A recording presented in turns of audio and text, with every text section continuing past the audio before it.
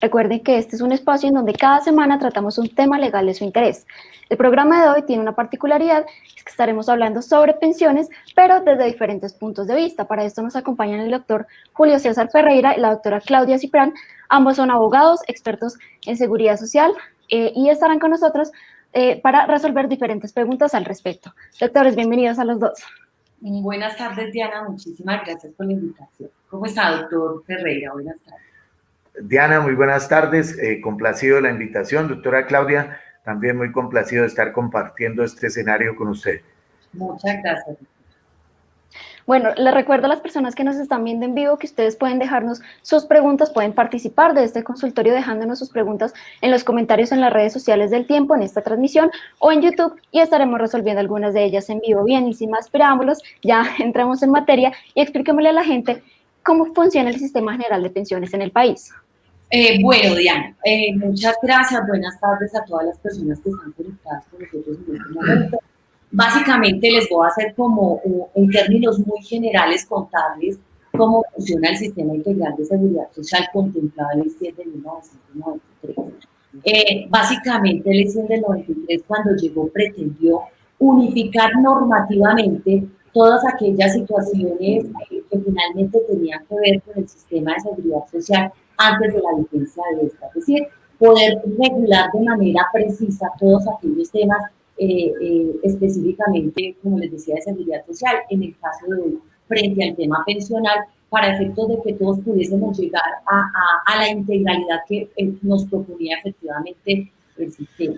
Cuando se organiza la Ley 100 del 93, por allá en el artículo 8, nos dice que se va a consolidar o se crearán 4 grandes sistemas o subsistemas. Y entonces ahí nos encontramos nosotros con un sistema encargado exclusivamente del tema de salud, un sistema totalmente encargado del tema de riesgos laborales, encontramos el sistema que está encargado frente al tema pensional y uno que llaman servicios sociales complementarios. En lo que respecta hoy a la charla que vamos a tener con el doctor Ferreira, hace relación al sistema general de pensiones. Y ese sistema general de pensiones lo percibió Ley 100 como un sistema dual. Eso está por allá en el artículo 12 de Ley 100.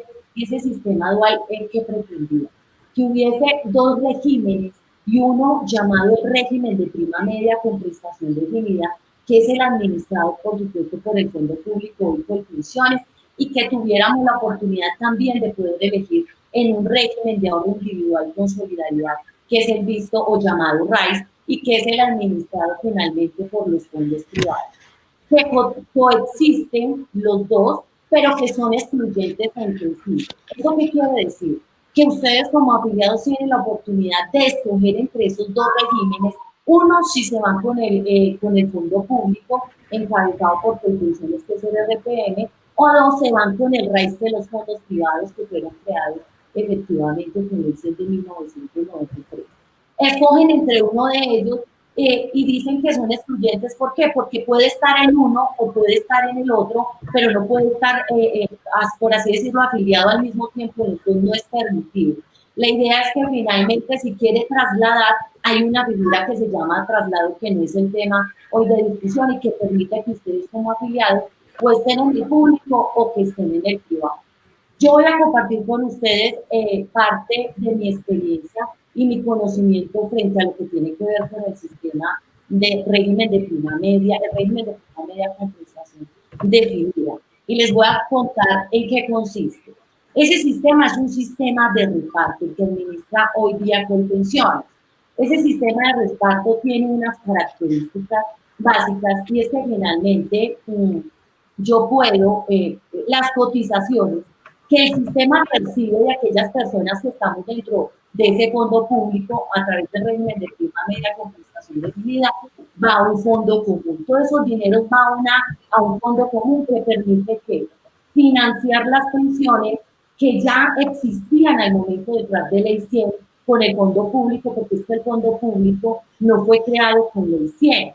En Ley 100 se creó el régimen de prima media con prestación definida administrado por el fondo público, que ya venía con antelación de Ley 100, con unos afiliados, y que efectivamente llegó el momento para efectos de pensionarse a través de la figura de la solidaridad, intergeneracional. Es decir, que nuestro sistema de reparto, hoy RPM, es un fondo común que permite que todos nuestros dineros se vaya a ese fondo común para efectos que en virtud de esa solidaridad intergeneracional, nosotros los más jóvenes que llegamos al sistema podamos permitir que aquellos que son los más mayores en términos de Gerardo Arenas Monsalve se puedan pensionar y se pudiese generar ese equilibrio económico que sería el ideal con el sistema.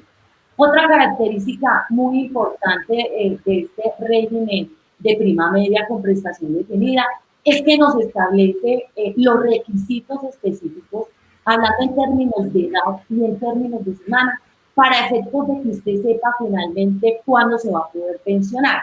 Y finalmente... Doctora, qué pena le interrumpo. Vamos a ir con el doctor Ferreira y vamos a ir como haciendo un paralelo entre los dos fondos para que la gente vaya como comparando y sea simultáneo. Entonces, doctor Ferreira, lo invito a que por favor nos explique desde su punto de vista, desde del fondo que le correspondió explicarnos en este consultorio jurídico, hablar sobre el tema que estaba exponiendo la doctora Claudia. Bien, complementando lo que ha venido manifestando la doctora Claudia, el otro régimen que conforma el Sistema General de Pensiones es el denominado RAIS, el régimen de ahorro individual con solidaridad, que difiere del régimen de prima media precisamente porque sus características, tanto de la conformación como tal y la administración de los recursos, es distinto.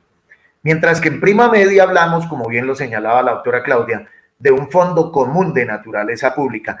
En ahorro individual, como su nombre lo indica, cada quien tiene su cuenta de ahorro individual.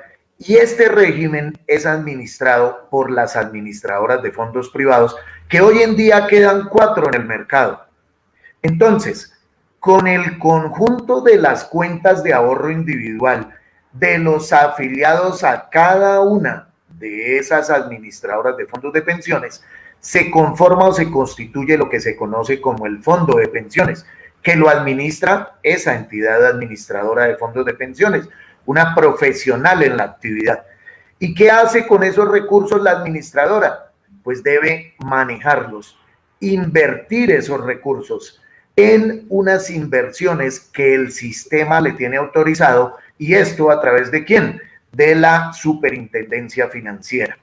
Entonces, las administradoras de fondos de pensiones llevan los recursos a inversiones en la bolsa de valores.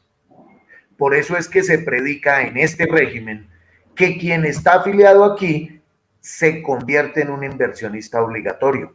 ¿Y por qué inversionista obligatorio? Porque los recursos de los aportes obligatorios al Sistema General de Pensiones en el RAIS van a parar en inversiones en la bolsa de valores conforme la autorización o el régimen de inversiones que la superfinanciera autoriza.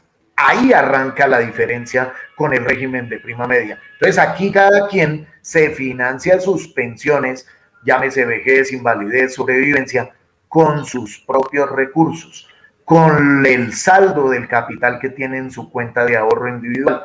Ahora, ¿de qué está compuesta o conformada la cuenta de ahorro individual? La cuenta de ahorro individual de cada afiliado a un fondo privado de pensiones se conforma o está compuesta por los aportes obligatorios, sus rendimientos. ¿Cuáles son los aportes obligatorios? Pues el porcentaje de cotización que se realiza, pero no todo ese 16% va a parar a la cuenta de ahorro individual, solamente el 11.5%. Los rendimientos de esos aportes obligatorios. Aquí se pueden hacer aportes voluntarios. Entonces, a la persona le llegó una herencia, una sucesión, qué sé yo, se ganó el baloto, la lotería, un chance, y quiere meter esa plata ya a su cuenta de ahorro individual para la pensión, lo puede hacer. Puede también de su salario hacer unos aportes adicionales. Esa plata también renta. Y también hace parte integral de la cuenta de ahorro individual el famoso bono pensional, que es el mecanismo que creó el legislador para reconocer los aportes de las personas, ya sea al anterior ISS, hoy Colpensiones, o a cajas de previsión anteriores, y que se trasladan a este régimen. Todo eso conforma la cuenta de ahorro individual y con eso es que se financian las pensiones. Para cerrar, aquí este punto, otra característica de este régimen es que aquí existen 7 modalidades de pensión. ¿Qué quiere decir eso? Que quien se vaya a pensionar, ya sea por vejez, por invalidez o por sobrevivencia, tiene 7 modalidades de pensión para escoger. Las más comunes son el retiro programado, la renta vitalicia y una combinación de estas dos que es el retiro programado con renta vitalicia. En el año 2012, la superfinanciera incluyó o autorizó 4 modalidades más de pensión. Bien, yo creo que hasta ahí están como las diferencias más marcadas entre los dos regímenes. Sí, doctor. Vamos ahora a hablar acerca de algunos mitos que giran en torno, pues, al tema de pensiones, y el primero tiene que ver con que la plata supuestamente se acaba. Esa es una creencia popular que existe hoy en día digamos que en el común de la gente, y es que el dinero en el fondo privado se acaba. ¿Qué tan cierto es esto? Desmintámoslo o corroborémoslo. Quisiera escucharlos a los dos frente a este mito. Doctora Claudia, siga su merced. Gracias, doctor. Bueno, realmente con el tema de que si la plata se acaba, yo metiéndome en el tema de mi RPM, una de las ventajas que tiene ese régimen de prima media y que lo vienen acabando desde que llegó la ley 100 de 1993 con la entrada de los fondos privados al sistema general de pensiones, es claro sí o sí, y lo considero para los dos regímenes, que el Estado es garante y hace parte como garante para efectos de permitir que en caso tal el cubrimiento de las contingencias, sean por invalidez, vejez o muerte, efectivamente sean cubiertas. No yendo muy allá, el artículo 32, creo literal C de ley 100, establece que el Estado va a garantizar el pago de todos los beneficios que se hacen a acreedores los afiliados y que en términos pensionales son las prestaciones económicas de invalidez, vejez o muerte, y que finalmente dentro del RPM es una de las seguridades y garantías que uno tiene también frente a este tipo de régimen. Sin ir más allá y aún más garantista, el artículo 48 constitucional también nos habla que el Estado garantizará todos esos derechos de quienes están afiliados al sistema y que finalmente en temas de sostenibilidad, en casos pensionales, el Estado tendrá que entrar y respetar, finalmente con arreglo a la ley, asumir las acreencias y toda responsabilidad que se genere en virtud del llamado régimen de prima media con prestación definida. Desde el punto de vista del RAIS es claro que también el Estado está ahí como garante y nada más tenemos ahí la figura de la pensión de garantía mínima, donde también él entra en unos casos particulares que el doctor Ferreira nos compartirá y que permitirá que también los afiliados que no tengan el capital puedan optar por esa opción y que también puedan tener cubierto, por decirlo como ejemplo, esa prestación por vejez. Usted me dirá, doctor Julio. Bien, muy bien, estoy completamente de acuerdo con la doctora Claudia. Sería prudente de pronto mencionar que en efecto el Estado es garante, pero ¿qué pasa? Para llegar allá a que el Estado garantice en la eventualidad de que Colpensiones se quiebre y se quede sin plata, que el presupuesto no, en fin, qué sé yo, o que un fondo privado se quiebre o se reviente, como decimos coloquialmente. ¿Qué pasa? Este sistema, y cuando digo el sistema es el sistema general de pensiones, que está conformado por los dos regímenes, prima media y ahorro individual, está garantizado bajo un esquema o soportado bajo un esquema de seguros y reaseguros. Entonces, antes de que finalmente, en la eventualidad de que Colpensiones o un fondo privado se quiebre, entrarán a responder unas aseguradoras o unas reaseguradoras y finalmente, si esas no responden, pues será el Estado el que responderá porque es el garante del sistema. Y entonces, ese mito de que el dinero en un fondo, ya sea público o privado, se acabe, pues la verdad es un mito que no es cierto, porque existe un sistema de seguros y de reaseguros que garantizan los recursos de los aportes de los afiliados al sistema, o sea, a prima media y a ahorro individual. Entonces, sí, es posible, es probable, tal vez, sí, claro que sí, ¿cierto? Pero ¿qué pasa?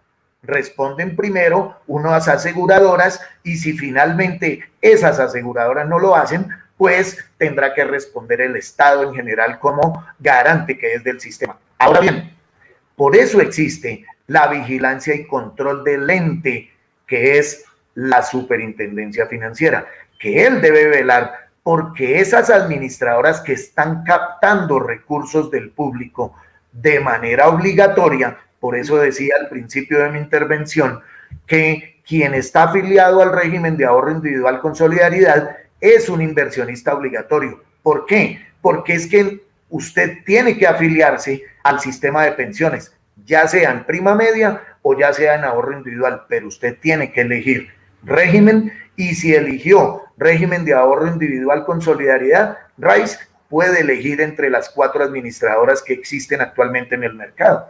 Eso es una decisión facultativa ¿de quién? De el afiliado, de la persona. Entonces, yo creería, en mi opinión, que es un mito el tema de que la plata se acabe. Es posible que se acabe, es posible que ocurra alguna eventualidad y se vaya a la quiebra, pero para que eso llegue a suceder, existen unos filtros, unos controles que pasan por la inspección y vigilancia de la superfinanciera y en el peor de los casos vendrán a responder unas aseguradoras y finalmente si esta no lo hace o estas no lo hacen, tendrá que responder ¿quién? El Estado como garante que es del sistema, como bien lo señalaba la doctora Claudia.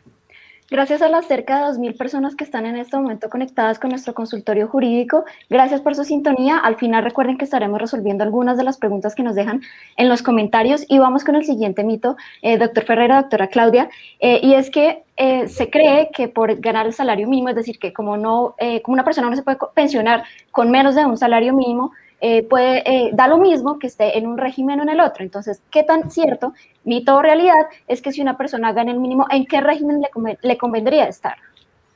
Bueno, esa pregunta o ese mito depende. O sea, sería un poco irresponsable uno decir que los que están cotizando, que es un gran porcentaje de la población colombiana, sobre el salario mínimo, se le pudiese decir de manera como muy precisa, mejor quédese en el RAIS o váyase para Colpensiones. Porque hay varios factores importantes y que influirían básicamente en la decisión que puede tomar el afiliado. Cuando hablamos desde el punto de vista del RPM, dado el caso de que la persona sea formalmente, que esté vinculada formalmente, que hubiese tenido una regularidad de cotización al sistema, podríamos decir que sería mucho más conveniente que estuviera en el RPM. ¿Por qué? Porque el RPM te permite que bajo esa figura pues de estabilidad y que de cotizaciones llevadas de manera reiterada y constante al sistema, tú puedas con los requisitos hoy, que son los 7, 9, 7, tener 55 años, mujer 62 años, son de 1.300 semanas cotizadas efectivamente al sistema, puedes tener la oportunidad de aumentar esa base, ese ingreso, bueno, hablando en términos del IBL, cuando se promedia será el salario mínimo, pero en últimas, la oportunidad que se puede dar desde el punto de vista del RPM es que cuando cumplan los requisitos específicos te puedas pensionar. Ejemplo, si hay un gran porcentaje de colombianos que están por encima del salario mínimo y lo hacen sobre 2 salarios mínimos, pues sobre los 2 salarios mínimos, la oportunidad de que tu mesada pueda ser superior dentro del RPM, en términos hablando con la tasa decreciente de ley 797, que puedas obtener más de 1.100.000 pesos de mesada pensional, es mucho más grande para ese grupo de población cuando estamos en el RPM. Pero si solo nos quedamos exclusivamente, por así decirlo, o nos quedamos allá en el RAIS, el tema de la pensión de garantía mínima sí tiene un elemento importante y es que ya no tienes que cotizar. Cuando el IBES es un salario mínimo, 26 años, sino haber cotizado tan solo 23 años. Entonces, depende, simplemente depende de las circunstancias particulares para efectos de que uno pudiese hacer el estudio del caso y realmente poder dar o conceptuar algo que se ajuste realmente a las necesidades del afiliado, porque no todos los casos son iguales. Y no es que un régimen sea peor y el otro sea mejor. es que cada uno se adecua de acuerdo a cada uno de esos, como esas particularidades, de acuerdo a las necesidades del afiliado, que finalmente tenga la debida asesoría para que pueda tomar la mejor decisión. Bien, la conclusión es que depende, cada caso es particular. Tal cual. Bien, ahora Sandra Rodríguez a través de Facebook nos pregunta, ¿qué pasa si tiene las semanas pero no la edad? Y sobre esto, pues también hay un mito, es que si la persona llega a la edad y no llega a las semanas, ¿qué podría hacer esta persona al respecto? Y le pregunto al doctor Ferreira, que está al frente de esta pregunta, que nos resuelva esta duda y podamos darle respuesta al usuario. Bueno, en este evento, pues bueno, hay que mirar en qué régimen está. Sí, entonces, Sandra Rodríguez, creo que fue que me dijo, Diana, que nos preguntó eso. Entonces, ¿qué pasa? Sí, Depende, decía la doctora Claudia, y eso es muy cierto. Así como para la pregunta o para el mito de que si una persona gana el mínimo, ¿en qué régimen le conviene estar?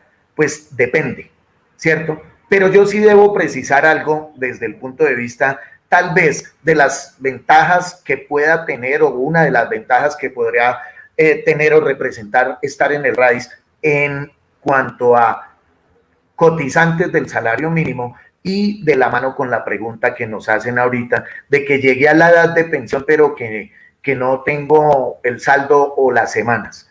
A ver, bien lo decía la doctora Claudia que en prima media se exigen dos requisitos para uno acceder a la pensión de vejez, que son edad y semanas de cotización. Hoy día, 57 años de edad las mujeres, 62 años de edad los hombres y 1.300 semanas de cotización. Eso en prima media, Colpensiones. Pero en ahorro individual, una de las características de este régimen es que en principio, y lo digo entre comillas, no se requiere una edad o unas semanas, sino un capital. Pero para acceder a ese capital o para acceder a esa pensión que se denomina anticipada, o sea, sin cumplir requisitos de edad ni de semanas de cotización, debo de contar en mi cuenta de ahorro individual con un saldo suficiente que me garantice una pensión de por lo menos el 110% del salario mínimo legal mensual vigente. Entonces, palabra más, palabra menos, y esto con un cálculo muy rápido, se requieren cerca de 240 millones de pesos para poder acceder a eso. ¿Y a qué horas uno ahorra toda esa plata? Cotizando con el mínimo. Es difícil. Ni porque las inversiones, ni porque las administradoras, y esto en sentido figurado, vayan a invertir sus recursos en Bitcoin, ¿cierto? Entonces, en el RAIS, si usted llega a la edad de pensión, que es parte de la segunda pregunta, 57 años de edad o 57 años de edad la mujer o 62 el hombre, y no tiene el capital suficiente, se presentan dos situaciones. La primera, van y le miran en su historia laboral si usted acredita en el tiempo haber cotizado mínimo 1.150 semanas, 150 semanas menos de las 1.300 que exige el régimen de prima media. ¿Y para qué? Para que si acredita ese número de semanas, el sistema le pone el saldo del capital que hace falta para que salga pensionado con el salario mínimo. Ahora, no tiene o no acredita las 1.150 semanas. Entonces procede otra figura que se denomina la devolución de saldos. ¿Y que corresponde a qué? A que le van a devolver a ese afiliado que no pudo acceder al beneficio pensional, le devuelven la totalidad del saldo que hay en su cuenta de ahorro individual. Eso que les conté de los aportes obligatorios, sus rendimientos, los aportes voluntarios si los hay, sus rendimientos, el bono pensional y los rendimientos del bono pensional, porque ese también renta. En cambio, en prima media, si llega a la edad 57 y 62, mujer, hombre, y no acredita las 1.300, Allí no le van a poner nada, sino simplemente puede o no puede o quiere seguir cotizando. No, no puedo o no quiero. Perfecto. Procede la figura que se denomina indemnización sustitutiva. Y es que le devuelven parte de lo cotizado. Entonces, ahí encontramos una gran diferencia entre raíz y prima media en esa eventualidad. Bueno, la pregunta del usuario era diferente, pero nosotros el mito que teníamos al aire era, ¿qué pasa cuando una persona llega a la edad y no cumple los requisitos para pensionarse? Es decir, lo que usted ha hablado, ¿aplica para no cumplir la edad y no cumplir los requisitos? Sí, Diana, entonces preciso. ¿Qué pasa si llego a la edad y no cumplo los requisitos? Si estoy en prima media, o sea, en Colpensiones, llego a la edad, no tengo las 1.300, declaro que no puedo o no quiero seguir cotizando. ¿Qué ocurre? Procede la indemnización sustitutiva, que es que le devuelven parte de lo cotizado, no todo.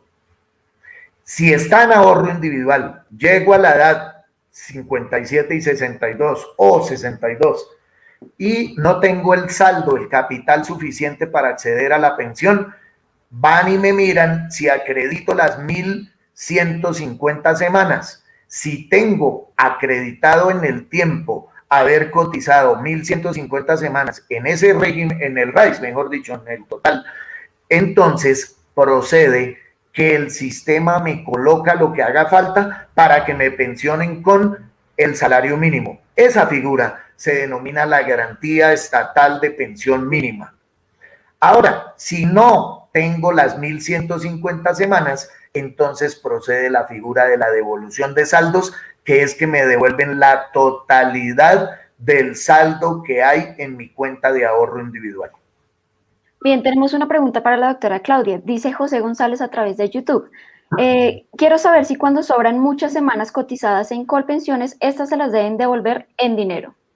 Ok, qué buena pregunta. Recuerden que cuando hablamos con la modificación de 797 en RPM, hay un tope para efectos del porcentaje para determinar el monto pensional, y es que en RPM te llevan hasta un 80%. Ese 80% corresponde a un promedio de 1.800 semanas efectivamente cotizadas al sistema. ¿Qué pasa? Hay personas de los que yo les contaba, los más mayores que venían antes de Ley 100 y que ya estaban en el fondo público y que tenían muchas semanas efectivamente cotizadas al sistema, y nos encontramos gente con 1.900, con 2.000 semanas cotizadas, aún más de 2.000 semanas, y el sistema, el RPM, en virtud de esa solidaridad intergeneracional, le permite a usted como afiliado de que si llegó a 2.000, llevarlo al tope del 80% del porcentaje para efectos de sacar su mesada pensional, pero lo que haya adicional cotizado de esas 1.800 semanas se queda en ese fondo común.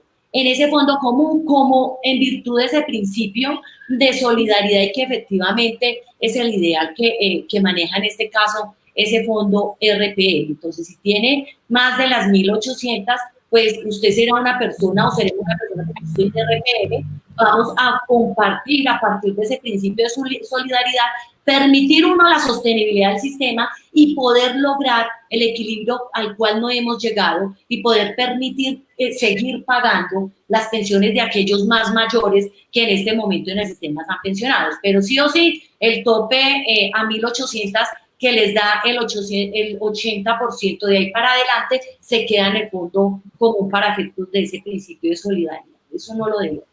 María Cristina en Facebook, gracias por participar en este consultorio. Nos dice, si una persona ya tiene las semanas cotizadas en Colpensiones, pero le falta la edad y no puede seguir cotizando, ¿se afecta su pensión? Si una persona, perdóname Diana, si una persona ¿qué? Ya tiene las semanas cotizadas en Colpensiones, pero le falta la edad y no puede seguir cotizando. ¿Se afecta su pensión? Mira que en RPM, ¿qué pasa de manera particular? Si ella ya tiene el mínimo de las 1.300 semanas, si hay una imposibilidad económica de continuar cotizando al sistema, espera el cumplimiento del requisito de edad y ella entraría de acuerdo a los salarios y rentas que ella cotizó realmente al sistema, que eso se promedia, que es una de las características que también tiene el RPM, tendrá su mesada pensional de acuerdo a esos salarios y rentas reportados efectivamente al sistema. No hay afectación. ¿Qué puede pasar y qué es recomendable? Si ella todavía le faltan 3 añitos, 5 añitos, no sé, sería muy bueno si ella está en el límite de las 1.300, pudiese tenerla, hacer como el esfuerzo como independiente si puede, porque si no puede vincularse laboralmente, continuar cotizando hasta el momento en que ella cumpla efectivamente la edad, y que esas semanas adicionales a esas primeras 1.300, nos dice hoy el 797, dice por cada 50 semanas adicionales a esas primeras 1.300 yo te voy a incrementar en 1.5. Es decir, que si arrancábamos con un 64%, por así decirlo, porque es que no les quiero contar cómo es el tema para el monto pensional del artículo 34 del 797, pero la idea de continuar hasta que cumpla el requisito de edad para ella es que pueda tener ese plus de cada 50 semanas adicionales de 1.5, que se adiciona al porcentaje que nosotros le aplicamos al IBL para el monto de la mesada pensional. No se afecta en el entendido de que vaya a perder el requisito, perdónenme, la prestación, porque entonces ella tiene las semanas, cumple la edad, son 1.300, le hacen la liquidación y lo que le corresponda.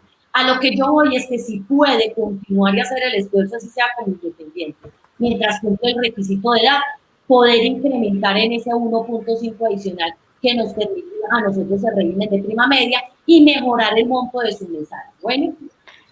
Bien, muchísimas gracias por su respuesta, doctor Ferreira. Dice Sandra Patricia Quintero en Facebook. En el privado, si tengo las semanas y no la edad, ¿puedo solicitar el saldo en vez de pensión? Muy buena pregunta. ¿Por qué? Porque nos permite precisar que en prima media solemos hablar de semanas. En ahorro individual se habla de semanas, pero porque cada 7 días calendario son una semana de cotización. Pero en el RAIS todo es capital. ¿Listo? Todo es rentabilidad, todo es recursos del saldo que haya en la cuenta de ahorro individual. Entonces, ¿qué pasa? En el RAIS, en principio no interesan las semanas, ¿cierto? Sino el capital. O sea, esos aportes que uno hace mensualmente por semanas o más los aportes voluntarios, más el bono pensional, si ahí hubiera lugar, y la rentabilidad de todo eso, más la rentabilidad de las inversiones por el manejo que tiene la administradora en cuanto a dónde lleva esos recursos, en qué los invierte y cuál rentabilidad ha arrojado, es lo que va aumentando o va alimentando esa cuenta de ahorro individual, que es con lo que se va a financiar la pensión. Entonces, ¿qué pasa? Aquí hay que mirar es si el capital le alcanza para salir pensionado, por lo menos con el 110% de un salario mínimo. O sea, que el capital que haya en la cuenta de ahorro individual, sea con 1.000, con 1.300, qué sé yo, y cuando llegue a la edad o anticipadamente, ese capital me permita salir pensionado con una pensión del 110% del salario mínimo. Sin eso no se puede. Ahora, hay gente, y esto se ha dado en el régimen, que se pensiona anticipadamente porque tiene un saldo muy grande en su cuenta de ahorro individual. Y generalmente, ¿quiénes fueron esas personas o quiénes son los que se han podido beneficiar de esta figura? Que se llama la pensión anticipada, ¿cierto? Pues los que en su cuenta tienen muy buenos recursos, generalmente porque tenían un bono pensional muy alto y devengan muy buenos salarios, honorarios, ingresos, y pueden cotizar alto. Entonces, ¿qué pasa? Su cuenta de ahorro individual muestra un saldo grande y le permite pensionarse anticipadamente. Quiero anotar algo aquí. El RAIS permite la pensión anticipada si su saldo de la cuenta de ahorro individual le permite una pensión de por lo menos el 110% del salario mínimo. Pero adicionalmente, este régimen permite que quien tenga un buen saldo y se pensione anticipadamente, o no lo haga, pero lo haga al momento de la pensión, pueda solicitar la figura también que se denomina los excedentes de libre disponibilidad, que es que el saldo de mi cuenta que no utilizo para la pensión que solicito, ese saldo me lo devuelvan. Esa figura se llama los excedentes de libre disponibilidad. Entonces, esa puede ser, entre comillas, otra de las ventajas que puede tener el RAIS. Bien, y ya para terminar, vamos a resolver la pregunta de un usuario a modo de conclusión. Nos dice Juan Vergara Robles en Facebook: si me falta un año para la pensión, ¿la empresa me puede echar? A ver, doctora Claudia. Bueno, ¿qué pasa con el tema del cumplimiento de... Ok, bueno, hay que ser muy precisos ahí. Si le falta un año para pensionarse ya la empresa, pensando en que lo va a desvincular, no es una de las justas causas contempladas en la norma como tal. Hay una justa causa, es cuando finalmente la persona consolida efectivamente el cumplimiento de ¿qué? Del requisito de edad y de semanas, hablando desde el punto de vista del RPM, para efectos de que el empleador cumpliendo, el empleador cuando se percata de que el trabajador cumplió ya los requisitos necesarios para pensionarse, pueda adelantar el trámite pensional para efectos de que, por supuesto, retirarlo del servicio. Ojo que hay un pronunciamiento y la Corte fue muy clara en esto. No es solo cuando se puede materializar efectivamente ese despido justificado en virtud del cumplimiento de los requisitos para pensionarse. Y no es con la notificación por parte de la entidad de seguridad social, en este caso Colpensiones, para decirle, oiga, si tiene la semana, si tiene la edad, venga, ya lo voy a pensionar. La Corte ya nos ha dicho, y fue muy clara al decir, que solo se podrá generar la desvinculación efectivamente del puesto de trabajo es cuando haya una inclusión en nómina. ¿Esto qué quiere decir? Que ya el trabajador tenga la certeza de que ya la entidad de seguridad social lo tiene incluido en nómina y al momento en que se genere la desvinculación del puesto de trabajo, ya comienza él efectivamente a percibir el tema de la mesada pensional. Entonces, que faltando un año lo puedan desvincular. El artículo 64 del Código Sustantivo del Trabajo dice, si lo desvincula sin justa causa, pues lo tendrá que indemnizar. Entonces, tocaría mirar, ya que iríamos fuera ya del tema, ese tema de indemnizaciones, porque no es un justificante el que le falte un año. Solo sí o sí, bajo los parámetros que yo les digo, y es cuando efectivamente se consolidan los requisitos para el reconocimiento de la prestación por vejez. Bueno, Diana. Bien, llegamos al final de la transmisión. Doctor Ferreira, muchísimas gracias. Doctora Claudia, igualmente muchísimas gracias por su asesoría. Con todo gusto. Mi doctor Ferreira, gracias, doctora Claudia, muchas gracias. Bueno. Bien, y ustedes que nos están viendo todavía, recuerden que pueden encontrar este y otros temas de interés ingresando a eltiempo.com en la sección Justicia Servicios. Allí encontrarán el consultorio jurídico. También pueden suscribirse al canal del Tiempo en YouTube y seguir todas las redes sociales, porque cada semana estaremos tratando un tema legal de su interés. Nos vemos en un próximo capítulo de Consultorio Jurídico. Feliz día para todos. En la era de las noticias falsas, infórmate con una fuente veraz. Con solo suscribirte a nuestro canal en YouTube, recibirás actualización de nuevas noticias, cubrimientos en vivo y mucho más contenido. Somos El Tiempo en YouTube. Suscríbete ahora.